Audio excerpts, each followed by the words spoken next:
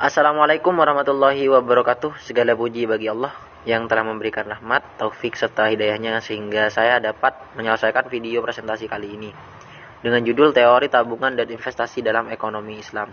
Sholawat serta salam senantiasa kita aturkan kepada junjungan kita Nabi besar Nabi Muhammad SAW, karena beliaulah yang telah membawa kita dari zaman jahiliyah menuju zaman yang penuh akan ilmu seperti sekarang ini.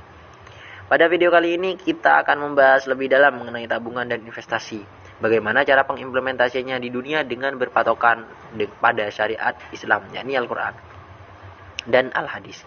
Untuk itu perkenalkan, nama saya Muhammad Ali Yusuf Al-Qardawi dengan NIM 2011050200006 dari kelas Ekonomi Syariah 1. Investasi secara terminologi diambil dari bahasa Inggris invest yang berarti menanam, sedangkan secara terminologi adalah barang tetap atau tidak bergerak yang dimiliki perorangan atau perusahaan dan bisa dikatakan sebagai modal. Dengan harapan pemilik modal tersebut mendapatkan keuntungan dari modal yang ia tanam di masa depan. Investasi bisa diartikan suatu aktivitas untuk menambah kekayaan dan dilakukan oleh orang-orang yang sudah mampu memenuhi kebutuhan pokok. Investasi seperti yang kita dengar tadi ialah investasi konvensional yang mendasarkan pada pola pemikiran kapitalis. Pemikiran kapitalis mempunyai asumsi-asumsi tertentu, yaitu pertama, rasional, keterbatasan sumber ekonomi, individualisis horizon waktu hanya di dunia. Dan investasi seperti itulah yang sekarang banyak dilakukan dan dipelajari dalam institusi-institusi bisnis. Menurut Francis, investasi konvensional merupakan suatu usaha untuk menambah kekayaan dari para investor. Investment is a commitment of money, is expensed to generate additional money. Investasi selalu dihadapkan pada suatu masa depan yang dengan penuh ketidakpastian. Dan yang menjadi tolak ukurnya ialah hasil analisis kondisi-kondisi atau peristiwa-peristiwa masa lalu. Peristiwa di masa lalu dapat dianalisis dengan berbagai aspek, misalnya aspek ekonomi, politik, keamanan, teknologi, dan lain-lain. Analisis dapat dilakukan secara konveksi dan longitudinal. Dan bila mana kondisi-kondisi tersebut tidak berubah, maka peristiwa-peristiwa masa depan yang akan terjadi tidak berbeda secara signifikan dengan peristiwa masa lalu. Melalui analisis longitudinal, maka perkembangan atau dinamika berbagai aspek itu dapat diketahui dan hubungan sebab akibat dapat dijelaskan dari kedua analisis. Seiring berjalannya waktu, teori investasi konvensional telah mengalami beberapa perkembangan. Dari teori yang sederhana, kemudian muncul teori-teori lain seperti portofolio teori yang dikembangkan oleh Markowitz dan juga ada teori aset pricing model atau disingkat CAM, dikembangkan oleh Sharpe, Linton, dan Mosin. Dan ada juga arbitrage pricing theory, dikembangkan oleh Steve Ross. Dalam teori-teori tersebut diasumsikan bahwa investor tersebut rasional dan return dari investasi selalu diiringi dengan risiko. Investor bertindak rasional dimaksudkan bahwa investor selalu memilih hasil yang optimal dan menolak adanya risiko. Berdasarkan motivasi dari teori-teori yang dikembangkan dalam investasi di atas, maka teori investasi konvensional mempunyai karakteristik sebagai berikut. Pertama, tujuan investasi semata-mata untuk kepentingan pemilik modal atau investor. Kedua, manusia mampu melakukan usaha-usaha untuk mengoptimalkan return investasi. 3. Return investasi berupa tambahan kekayaan dapat diukur secara kuantitatif dan dapat diprediksi dan dalam waktu yang tertentu. Yang terakhir, nomor 4, risiko merupakan cerminan ketidakpastian masa depan dan dapat dianalisis dari hubungan sebab akibat akan peristiwa satu dengan peristiwa lain. Investasi secara garis besar merupakan salah satu penggunaan kekayaan yang dimiliki oleh seseorang bila mana ada kelebihan kekayaan di atas kebutuhan konsumsi. Maka kelebihan itu dapat digunakan untuk aktivitas investasi. Namun demikian, investasi oleh seorang muslim haruslah mengacu pada ketentuan Al-Quran dan Al-Hadis. Investasi yang dilakukan oleh seorang muslim seharusnya dalam usaha mendekatkan diri kepada Tuhan. Dalam tindakan investasi, pertama-tama harus dirumuskan dahulu tujuan melakukan investasi. Tujuan melakukan investasi bukan untuk menambah harta kekayaan yang dimiliki seperti yang dilakukan oleh investasi konvensional, akan tetapi tujuan utama investasi dalam Islam adalah mendekatkan diri kepada Tuhan. Tindakan mendekatkan diri kepada Tuhan ini salah satunya adalah dengan cara mewujudkan kemaslahatan umat manusia. Kemaslahatan umat manusia ini adalah juga mewujudkan rasa kasih sayang kepada sesama makhluk Tuhan, dan juga untuk mencari kasih sayang dari Tuhan, misalnya melakukan investasi pendirian perusahaan agar dapat memberikan lapangan pekerjaan dan membuat produk yang bermanfaat bagi peribadatan umat manusia. Nah, seperti yang dijelaskan tadi bahwa tujuan investasi dalam Islam adalah mendekatkan diri kepada Tuhan yang diimplementasikan dengan mewujudkan kemaslahatan umat manusia. Dari pernyataan tersebut dapat disimpulkan bahwa Islam sangat kuat dalam mewujudkan kemaslahatan umat. Secara tidak langsung dapat dikatakan bahwa Islam sangat kuat dalam memberantas kemiskinan, salah satunya dengan cara berinvestasi. Orang Islam yang tidak bergerak atau berdiam diri dalam memerangi kemiskinan, maka ancamannya adalah mereka tidak akan digolongkan sebagai orang yang beriman.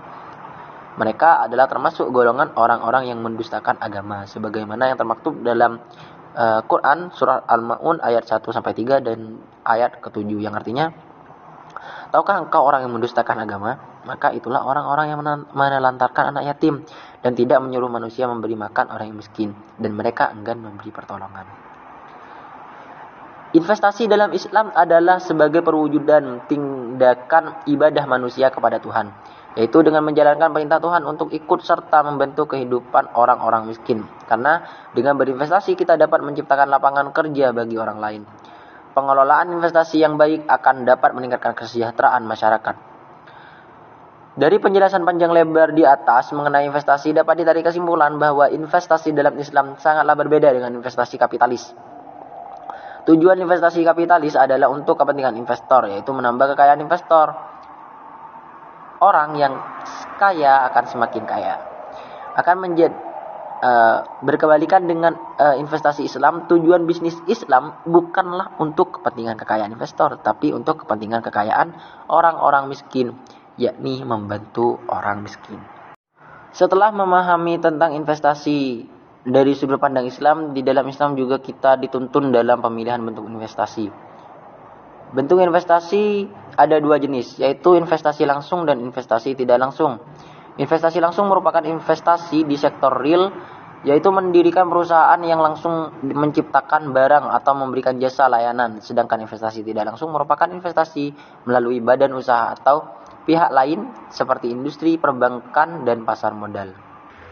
Dalam investasi Islam juga tidak berlaku teori portofolio. Apa sih teori portofolio? Dalam teori portofolio tujuan utama memiliki lebih dari satu jenis surat berharga, semata-mata untuk meminimalkan risiko dan sekaligus untuk mengoptimalkan keuntungan dalam investasi tidak langsung.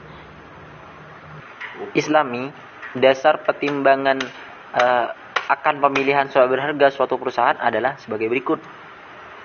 Pertama, perusahaan tersebut dikelola sesuai dengan syariat Islam, antara lain kejujuran, keadilan, dan kesungguhan. Kedua, perusahaan tersebut dalam melakukan investasi memilih perusahaan yang membuat produk atau memberikan jasa yang memberi manfaat bagi masyarakat.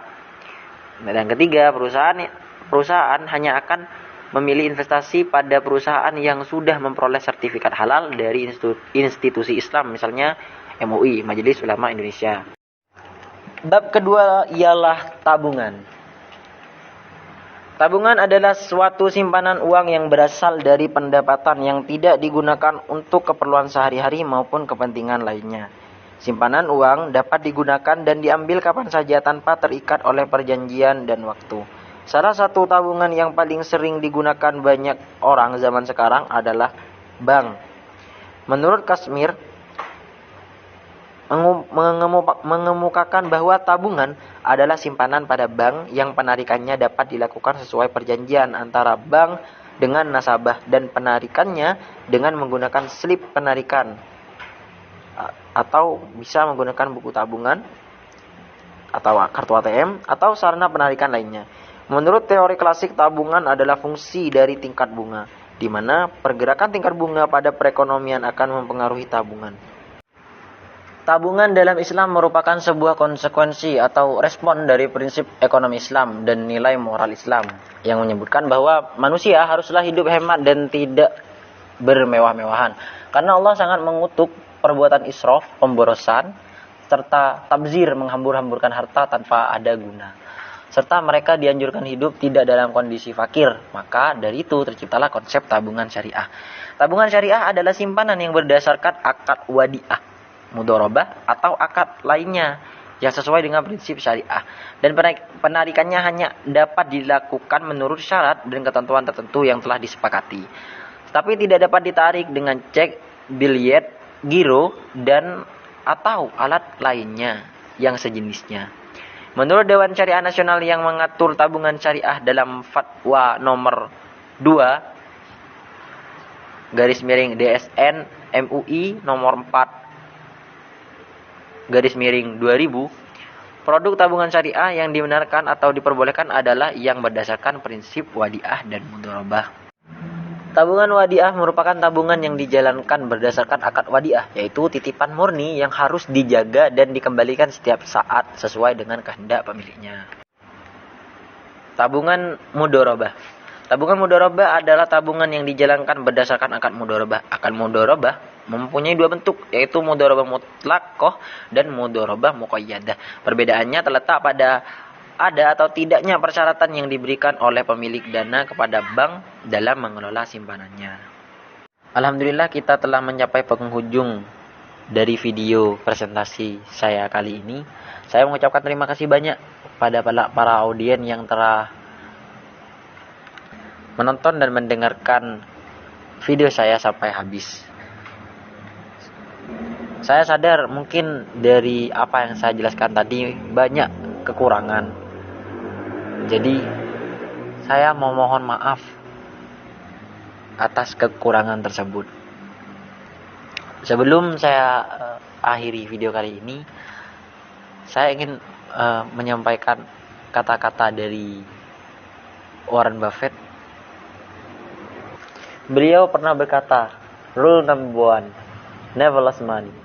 Rule number 2, never forget rule number 1. Yang artinya peraturan nomor 1 ialah jangan sampai kehilangan uang. Dan peraturan yang nomor kedua adalah jangan sampai melupakan peraturan yang pertama.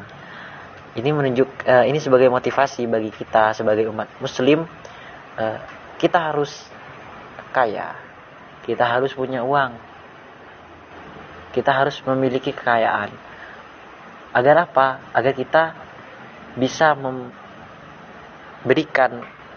bisa membuat kemaslahatan bagi umat manusia. Ya, sekian dari saya. Terima kasih atas perhatiannya. Wassalamualaikum warahmatullahi wabarakatuh.